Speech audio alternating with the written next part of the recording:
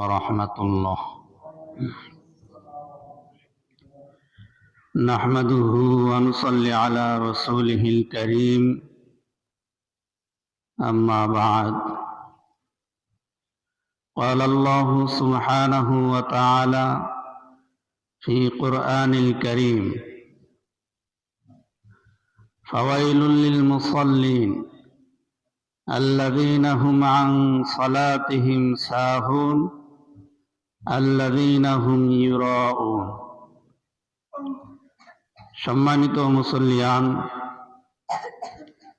আমরা গতকাল আলোচনা করেছিলাম যে এমন কিছু গুনাহ রয়েছে, পাপ রয়েছে, যে পাপের শাস্তি আল্লাহ সুবহানাহু ওয়া তাআলা দুনিয়াতে না দিয়ে মৃত্যু দিবেন না।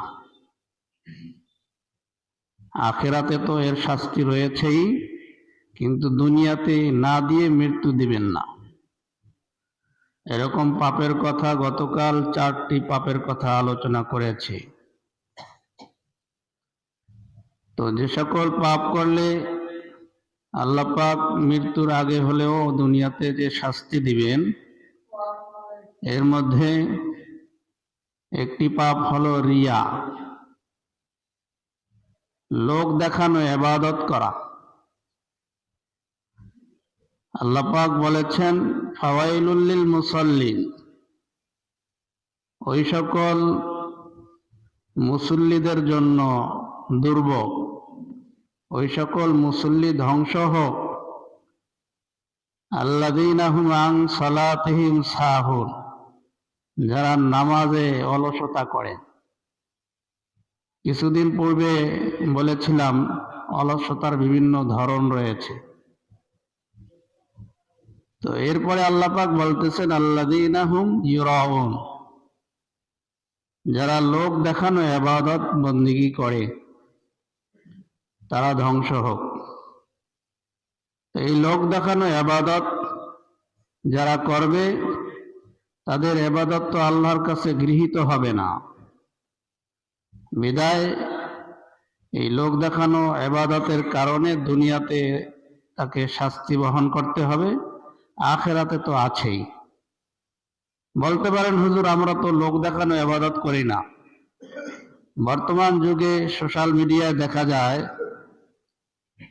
ফেসবুক, ইউটিউব যারা চালায়, ধরুন কেউ হজ করতে গেলেও সেই কাবাগার চত্বরে বসে ছবি তুলে ছেড়ে দেয়, দেয় না? দেয়। সে কি বুঝাইতেছে? আরে ভাই, আমি তো হজ করতেছি, এই ওমরার ছবি, এই হজের অমুক জায়গায় আমি গিয়েছি, এই ছবিটা। ওখানে তো আল্লাহকে সন্তুষ্ট করার জন্য গিয়েছে, তো সেখানে গিয়ে সেলফি তুলে আছে না, কি বলেন? তাহলে এটা কি লোক দেখানো ইবাদত হচ্ছে না? এরকম বিভিন্ন ধরন আছে লোক দেখানোর।